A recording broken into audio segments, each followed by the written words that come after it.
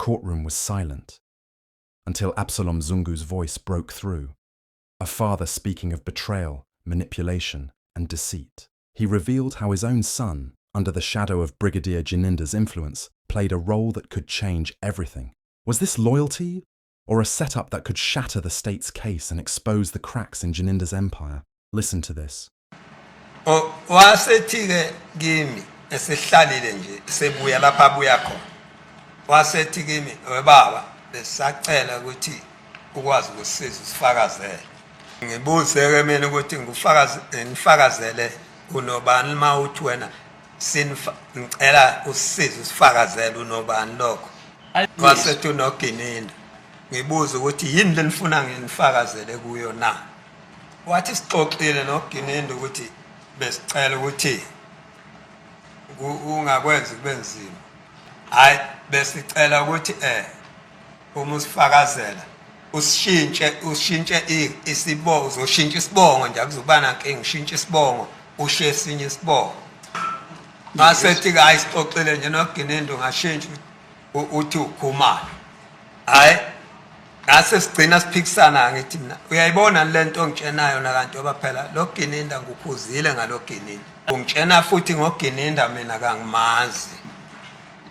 Wathula-ke wathi oh hayi sengiyekile baba sengiyekile. Wasehamba bengahlali u3 days 2 days bekuba efike namhlanje kusasa uyahamba. Sengimkhuzile-ke ngalokho ngeke ngize ngumele lokho okushoyo othi wena udibene noGininda.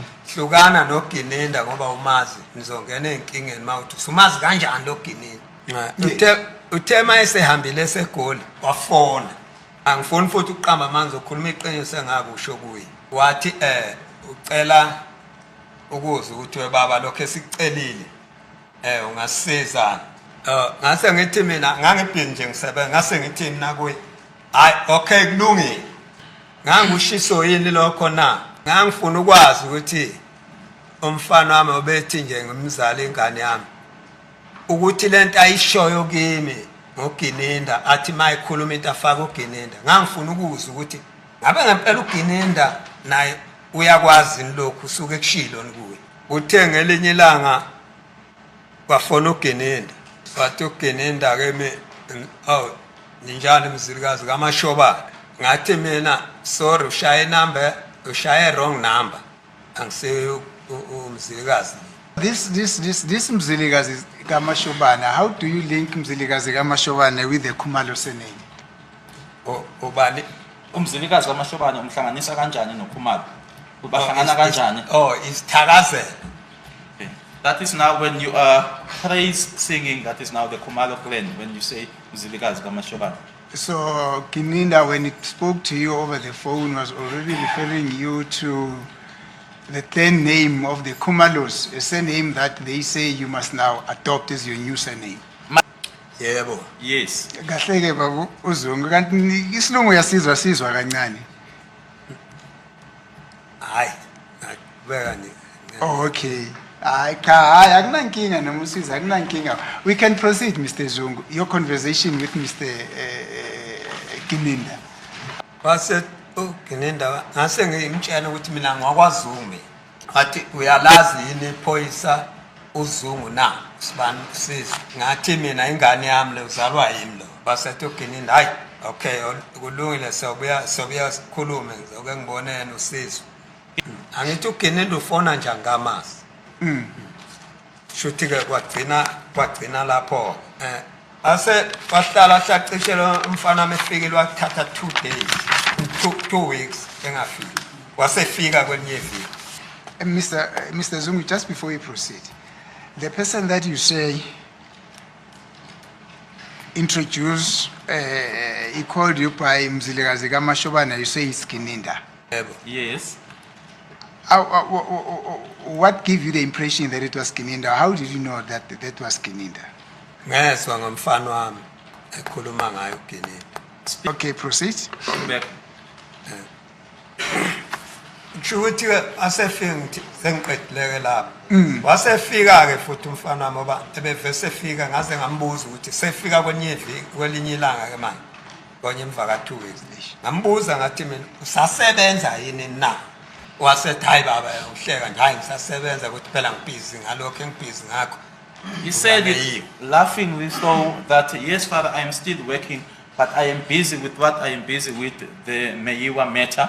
Usebeka kokunye uthi be baba ngoba ngilapha nje sikhulumele ngithunywe uyogininda uthi manje ucela mina ngimtshele ngimbhekele ngimlayele ngimbhekele intombi kaNtuli ukuthi ihlalaphi ngathi mina nizoyenzani lo nto wathi khona sikufunayo mayelana necala lika Meyi ngase ngimtshela ngithi mina lalela wena sizwe mina angisiyona igenge yenu ngoba sengembuzile ukuthi uNtuli imuphi waseshiya igama ke lela linyaya elisho wathi kimi anyubani igama wathi hayi unkani ngathi mina uyazi ukuthi obungibuza lokhu nje ngisho ngahlangana naye endleleni unkani lokhuluma ngaye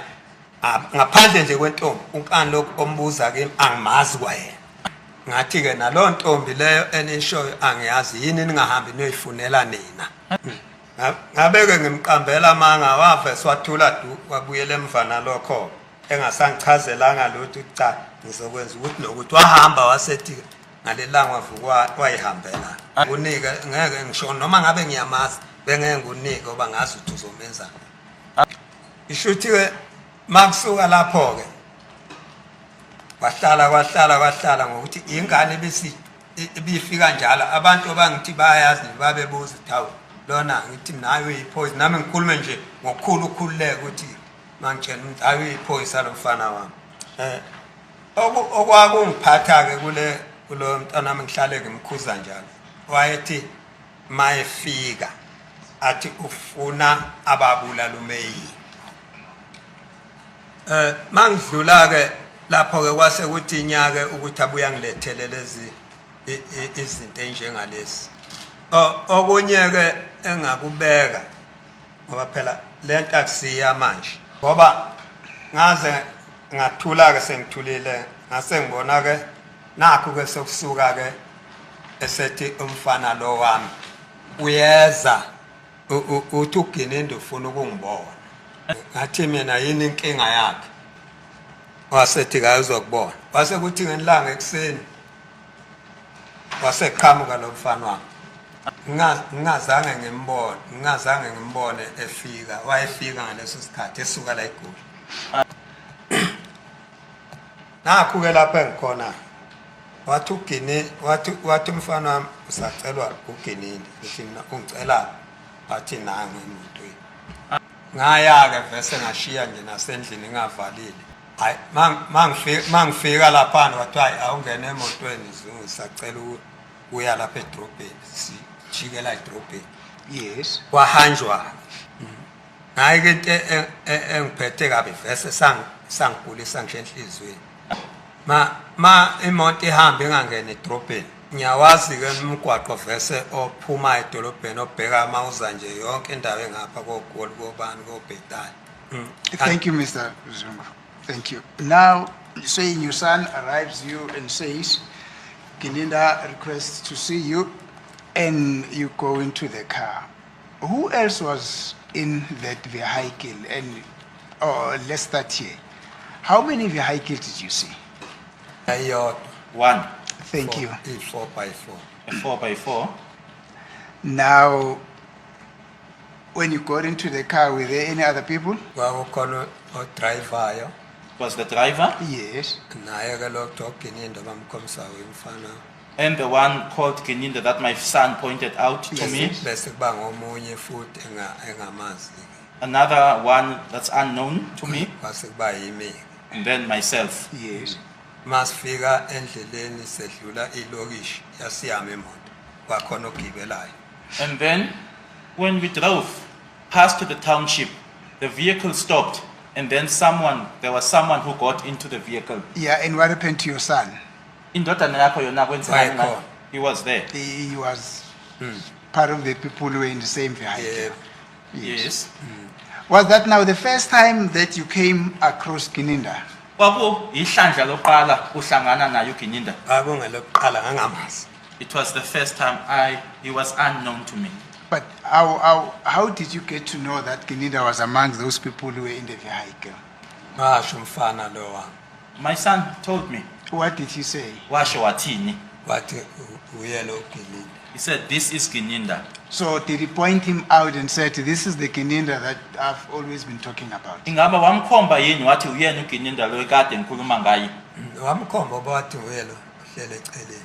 He pointed him out and said, it's this one who's seated on the side. Did Gininda react? Did Gininda say anything? Uma indodana yakho isho kanjalo, ukhona abakusho yena uGininda? Akaze sho twatshena mina nje uye lo Gininda. No, he did not say anything. My son only told me and said, this is Gininda. Okay, thank you. You may proceed. Kwase Singaqhubeka-ke. kwase gibela omunye ke aba ngisho nje endleleni owubhuti engamazi. And then as I'm saying that, along the way, an unknown gentleman then got into the vehicle. Yes. Ngase wasethi ke lo ngathi mina ngabuza ukuthi hayibo kanti ningisaphi na. Uma usithi wasethi lo, ubani lo? Ubani lo? Wasethi lo, ubani? Oh ngangibuza nje ngifayela ubani ngabuza ukuthi hayibo kanti ningisaphi na ngoba yibo ababesemotweni. I then asked them, where are you taking me? Yes. Yeah. Wathi lo nomunye asitshelwa uwe. And then the other one said, we are not going to be told by you. Base uhanjwa ke kwaphambili ngase ngibona ukuthi hayi so ngathi nami khona lapho sengifike khona ngiye ngizwe ukukhulunywa khona la sengifike khona ukuthi ngifike enkingeni manje. It then registered to me because I would normally hear people talking that now I'm in trouble now. Base bemese imoto bangithatha bathi angehlela ngigibele ngemuva lapha kuba kunoseyi nje. The vehicle stopped. I was then instructed to get out of the vehicle and get inside the back because there was some sort of a Ngase the ngihlala witness is referring to something referred to as a sail. I don't know if it's a sail. Yes. I was ngase instructed to get into the back. Yeah. oh ngase ngihlala nalaba ke emva sengifakwa la ngihlaliswa la Nalapha. phansi laba abawuthi logibelela nalona ngimficela phakathi. And then I was made to sit with these two. The one that was picked up along the way, and then the other one that was seated at the back. I was made to sit with those two. Bathi ke laba engihleli nabathi wenziwa yini wena ukusho into uvume into nje kuyiphika. And then these people then said, or these others then said to me, why is it that you say something and then deny it again? Uvumeleni ubusuthi wena uvumeleni ukuthi wena akwenziwe lokubusa ushintsha ngithi kuningi wena usukwenza lokuphikayo. Awuphinde baba. Ongakumukeli. Uvumeleni, awuphinde baba. Wathi ngivumeleni ukuthi ngisho ukuthi uvume ngesibongo. Okay, why did I agree with regards to the surname Yebo? Yeah, bahamba ke nami. They then left with me. Angabe ngisabe nawo kamagama amakhulu. I did not have much to say. Ngoba sengibonile ukuthi khona sokukhona okwenzekayo ngomphefumulo wami. Because I could now see that there was something that was now about to happen, or that was now happening with regards to my soul. Bahamba ke nami uduke ngingasithi mina indawo ezinye nje aze ngiyibona ngoba ngangihlatswe la phansi lapha emotweni. We then traveled. Some places I could not even see because I was made to sit down. The witness pointing down where we are standing. I was made to sit down in the vehicle at the back. Yes. Base beyangitshena ke laba abayile ngihleli nabo. Then the ones that I was seated with then told me that Thatha lento ke yenzekala uyisela khona. take what is happening here and take it where you are taking it. Zoke sibone ukuthi uzosebenza phi ngoba kumanje.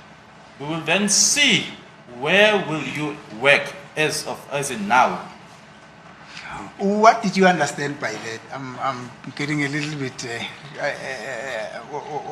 What was the meaning of that in your own understanding? Wena ke uma uyizwa lenkulumo yayisho ukuthini ngokunokwakho nje leyo nkulumo leyo yayisho ukuthini? Ngafe ngafikelwa ukuthi bayongibulala la. Something that just came to me that these one now were now going to kill me. If Absalom Zungu's claims are true, is this the moment that finally topples Gininda's credibility? Did his manipulation of a desperate son and Fathet cross the line from investigation to corruption? And most importantly, could this twist pave the way to freedom for the accused in the Senzo Mayiwa trial? Let me know what you think in the comments. Was Zungu a pawn or a witness to something far bigger? Thanks very much for watching. Don't forget to like, share, and subscribe. I'm Skybriedge. Until next time, good night.